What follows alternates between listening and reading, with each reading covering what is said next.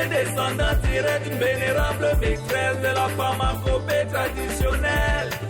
Il est promoteur. D'abord, je suis déjà étonné, flatté d'apprendre que je suis classé numéro 1, mais là, déjà je suis très surpris, permettez-moi d'être surpris. La question était de savoir qui est Marius Kambia. Donc c'est simple, je suis camerounais, beaucoup le savent déjà. Je suis docteur traditionnel, naturopathe, spécialiste dans la médecine traditionnelle africaine. Déjà depuis environ 25 ans déjà. Et dans ce sens, promoteur de la panafricaine des plantes, qui est une structure qui promeut la médecine traditionnelle africaine.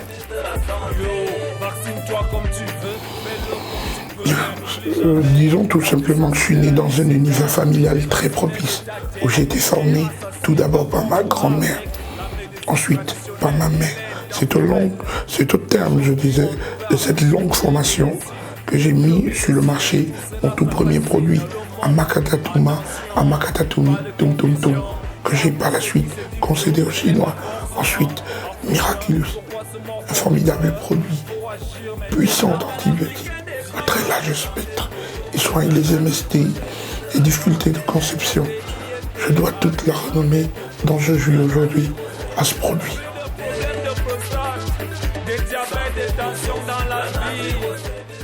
Le refus de capituler devant l'aliénation de la médecine traditionnelle indienne, chinoise.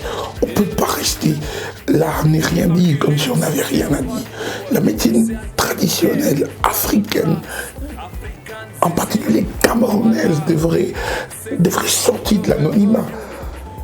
C'est grave, le Cameroun est la première puissance végétale en Afrique, la seconde dans le monde.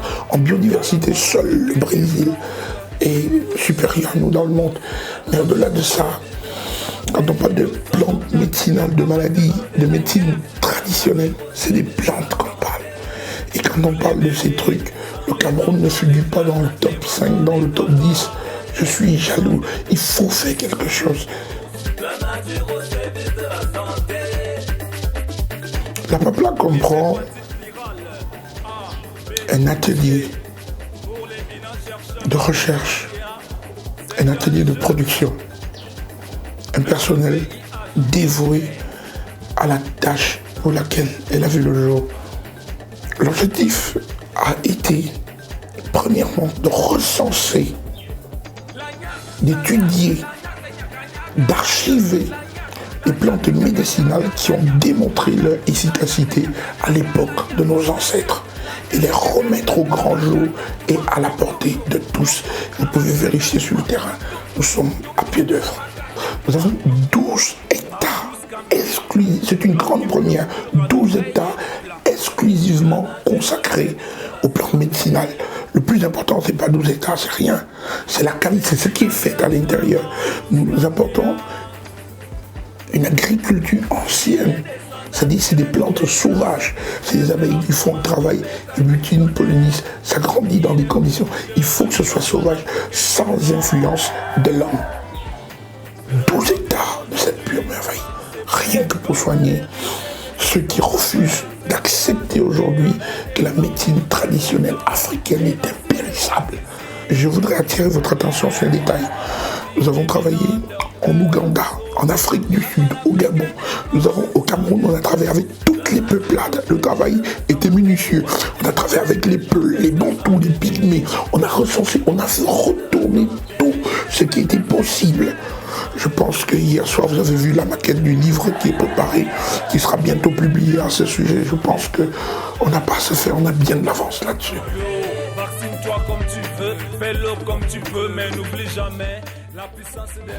Bon, la différence est située au niveau du concept philosophique qui explique les causes et les origines des maladies. Selon la médecine moderne, c'est simple, la maladie est causée par des germes, des virus, des bactéries. Et bon, il y a l'évolution sur cette position aussi depuis peu. Il y a des gens qui reconnaissent que la psychologie peut influencer, l'état psychologique peut influencer les dysfonctionnements entre les sécrétions de certains hormones et tout ça bien. En tout cas, c'est globalement comment ils expliquent la cause des maladies là-bas. Ensuite, il y a la médecine traditionnelle chinoise.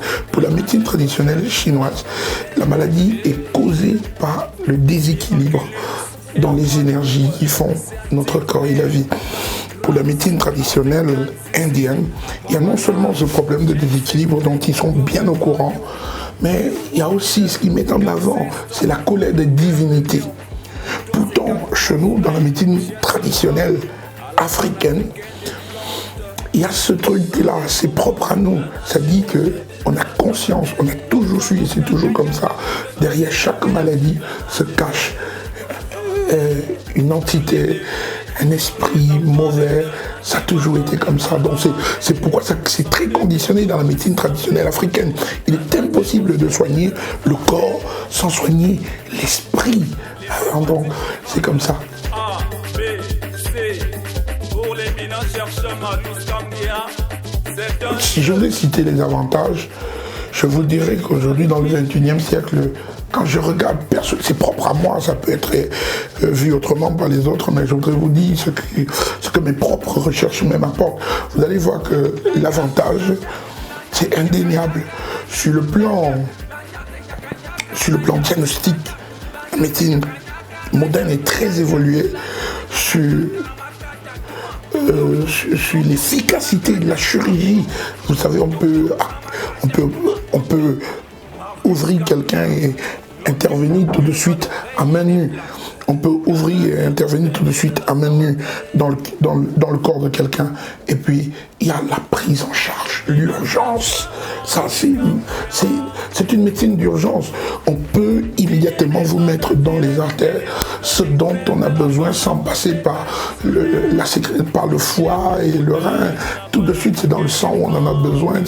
Non, la prise en charge au niveau de l'urgence, c'est très bien. Et la technologie, puisque nous sommes au 21e siècle, j'ai vu dans une émission à la télé un professionnel qui opérait d'urgence étant en Australie, un malade en Allemagne.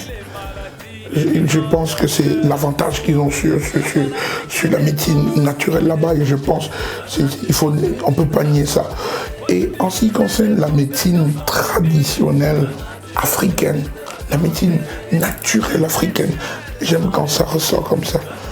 L'avantage, c'est la capacité de soigner le corps dans toute sa globalité, dans tout son ensemble. Je crois que c'est ça qui fait déjà l'avantage. C'est-à-dire, au-delà du symptôme, il y a un traitement, il y a un travail qui est fort bien fait. La médecine traditionnelle, elle est intemporelle. Aujourd'hui, on nous parle de télémédecine. Je prends ça déjà comme un coup de marteau. La question me prend plein fouet comme ça, mais la vérité étant ce qu'elle est, bon, on se met à table. Déjà reconnaissons, c'est un problème qui a souvent miné le secteur. Il est trop tard de le nier. Mais au fond, on a pris conscience. Le travail a été fait.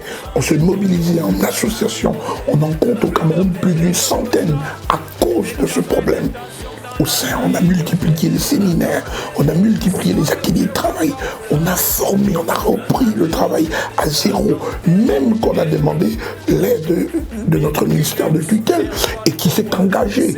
Vous pouvez vérifier, nous avons fait des séminaires là-dessus, au CHU, en amphithéâtre, même à l'université. Vous pouvez vérifier, j'y étais personnellement, j'ai plusieurs fois participé à des séminaires de formation là-bas, dont je voudrais que les gens comprennent. Aujourd'hui, c'est un problème que nous avons laissé derrière nous. Nous avons pris conscience. Nous allons à la chasse de l'information aussi. Parce que je suis très regardant. Chaque fois que j'apprends quelque chose qu'on a découvert du côté de la médecine moderne, je ne reste pas comme si j'avais rien compris. Ça motive le travail. Et nous sommes nombreux. Il y a un syndicat, le Sénapram, qui est d'abord très exigeant, qui fait la chasse aux brebis galeuses. Je pense que ce problème, proprement en ce qui me concerne, moi, je parle pour ma part, j'assume, je pèse mes mots, ce problème n'est plus d'actualité à la panafricaine des plantes. Ce n'est plus d'actualité chez moi. Je vous montre ça. Donc ça, c'est par exemple un produit Herbal Power. Donc vous allez voir ici comment il est conditionné. Nous avons poussé l'exigence à l'extrême. Vous allez voir. Ici, vous voyez le sachet, il est là. Déjà, techniquement, quand vous terminez la préparation à la maison, avec une poudre comme ça, vous le portez à une certaine température. Certains virus, certaines bactéries immédiatement mourront dès que vous portez ébullition. C'est le principe même de la décoction. Donc vous allez voir, c'est très simple. Ici, vous allez voir, c'est notifié. Toutes les informations ont été réunies pour qu'il n'y ait pas d'erreur possible face à la médicamentation avec le patient qui le prendra. Je pense que l'hygiène, la posologie et le reste va avec. La date de péremption, tout est vérifié. Voilà, c'est devant vous, c'est pas que des mots. C'est pas le seul exemple qu'on puisse avoir ici dans le tiroir. Je peux vous montrer ça. Miraculous, par exemple. Si vous ouvrez comme ça, c'est une tradition chez nous. On peut pas, voilà, le produit est à l'intérieur. Je l'enlève là, devant vous. Voilà ce qu'on trouve. Une notice détaille, la petite histoire, la posologie, tout est en place. Vous allez voir, il faut chauffer, toujours chauffer. C'est des poudres. En chauffant, il y a des bactéries qui vont mourir et tout. Et même dans notre condition, nous avons carrément un séchoir de côté pour éviter un contact contagieux avec quoi que je ne sais. Je crois à ce niveau, nous n'en avons pas à nous faire. Vous avez vu, c'est propre, c'est tranquille, c'est pénal. De biomédecine et tout cela, ça fascine le monde. Attention, pas de... Je m'attendais à cette question. Je suis fatigué. Peut-être que j'ai pas les moyens, j'ai pas les mots qu'il faut pour expliquer ça. Mais écoutez, bon sang, une plante a des molécules. Si vous voulez, j'explique comme à plusieurs molécules. Si vous voulez, j'explique, tout le monde va comprendre. Une plante a plusieurs propriétés. Et à chaque propriété suivante, convient une maladie qui sera soignée. Je vous mets à défi de trouver une seule plante au monde qui n'a qu'une seule propriété. C'est impossible. Donc je pense que c'est une affaire très simple. On peut régler ça comme ça. Une plante a plusieurs propriétés. Je vais dans votre cuisine. Si vous prenez rien que l'ail, vous prenez l'oignon, vous prenez l'ail, le persil, le gingembre, ce qu'on appelle le ginger. Rien qu'avec ces trois-là, vous écrirez un livre de plus de 100 pages.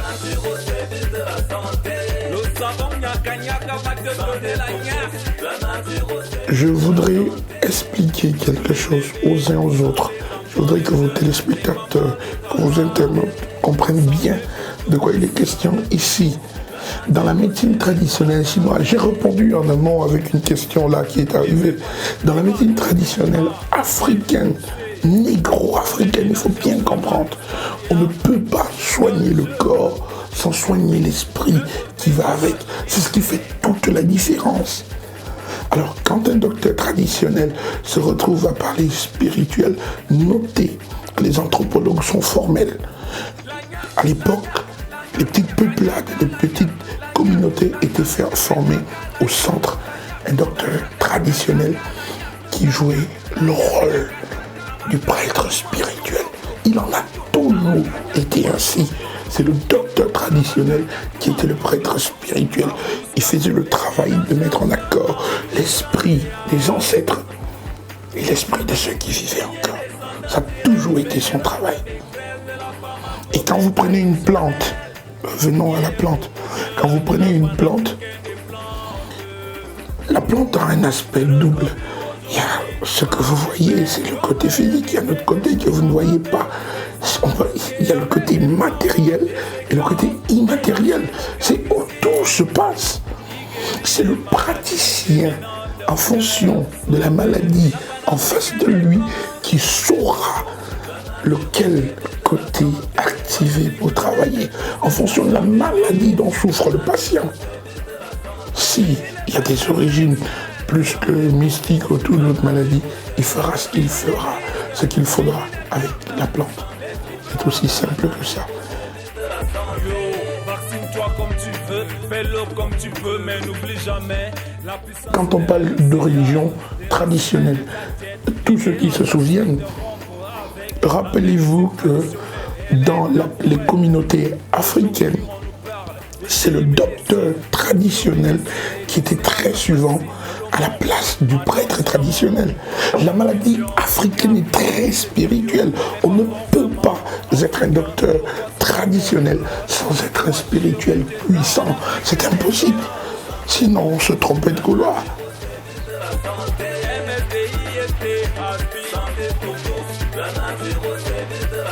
Écoutez, depuis le début, j'ai jamais été d'accord avec cette question. C'est manquer du respect à la profession, au côté authentique, véritable de la chose. Dans la médecine traditionnelle, originelle, il n'y a pas question de ça. C'est de la sorcellerie dont vous parlez. C'est impossible. Il faut faire la différence entre la sorcellerie et la médecine traditionnelle africaine. Ça suffit. Ça suffit. Les gens confondent le féticheur au docteur traditionnel, aux sorciers. Vous mélangez tout ça. On a même un souci de communication, la preuve. Voilà, nous avons un souci de communication. Quand elle est faite, elle est mal faite, ou alors elle n'est pas assez faite. Donc on a vraiment un problème au niveau de la communication. Attention, celui qui fait des pratiques comme ça, je vous en prie, celui qui fait des pratiques comme ça, c'est de la sorcellerie. Attention, c'est de la sorcellerie. Je voudrais m'adresser à toutes les personnes qui ont la chance de tomber sur cette vidéo, sur cette émission, sur ce projet. Je vous en prie, faites attention. La médecine traditionnelle existe. Il y a des personnes qui ont des raisons de ne plus croire, peut-être traumatisées, peut-être découragées. Il y a des brebis galeuses. Ça existe dans tous les métiers. Chaque année, dans tous les côtés, les gens meurent d'intoxication médicamenteuse. Je dis dans tous les côtés, dans tous les sens, que ce soit conventionnel ou traditionnel ou pas. Je voudrais attirer votre attention. Revenez aux sources. Parce que je voudrais même apporter, c'est carrément une éducation aux gens sur la question. La fois dernière, j'ai suivi une émission à la télé, un médecin qui se plaignait. Il y a des patients qui ne sont pas ordonnés. Quand il vient ici, il prend une ordonnance, ça n'a pas marché, demain il est là-bas, après-demain. Et puis un jour, il se trouve avec une résistance qu'il a développée, qui ne dit pas son nom. Ce n'est pas le traitement, ce n'est pas le docteur qu'il faut changer en ce moment, c'est le comportement du patient qui doit être revu. Et ce problème vient jusqu'à chez nous dans la médecine traditionnelle. Il existe plus de 436 000 espèces de plantes. Chez les hommes, on répertorie plus de 400 maladies. Si on voulait faire un ratio, vous allez voir que par maladie, on a plus de 1000 plantes. Il y a plus de 1000 plantes proposées. Suivant la plante, la première plante n'a pas été la bonne. C'est la seconde, la troisième. Parfois même, ça demande qu'on les associe tous les trois pour vous. Et on ne peut pas brûler l'étape parce que vous êtes pressé de guérir. Si vous voulez être efficace, si vous voulez que votre traitement soit efficace, la médecine traditionnelle africaine est tout d'abord une médecine naturelle. C'est pourquoi vous allez voir très souvent, aujourd'hui on parle de médecine naturelle africaine. C'est une médecine de prévention, c'est une médecine de longévité. Elle est plus efficace quand vous venez à temps. Elle est plus efficace quand vous venez à temps, quand vous marchez de vous-même. Il y a des gens que quand on ne leur porte pas pour amener, ils ne viennent pas se soigner. Et c'est ça que je dénonce. Donnez les moyens à la médecine traditionnelle africaine de vous convaincre, de vous prouver que ce que vous entendez ici, c'est vrai. Il y a des pratiquants, il y a des gens qui tiennent dur comme fer, que c'est le meilleur qui soit au monde. Je crois que vous m'avez entendu, je crois que ce message vous a touché et qu'à partir d'aujourd'hui, vous allez tenter cette expérience pour voir. Si quelqu'un voulait expérimenter avec nous, c'est simple. Nous sommes à Yaoundé, je suis à Yaoundé en face, mes bureaux sont en face de Foko-Etoudi. C'est très simple, je crois que le numéro de téléphone, c'est écrit en bas de l'écran là, c'est le 670 82 82 82. Je vous remercie, faites ce qu'il faut pour que ce message parvienne à tout le monde. Et la moindre question, écrivez-nous, faites ce que vous pouvez pour nous contacter. Nous sommes à votre entière disposition. Je vous remercie beaucoup. C'était Marius Cambia. Pour les minants cherchent Marius Cambia, c'est un jeu. Même le VIH, il gère.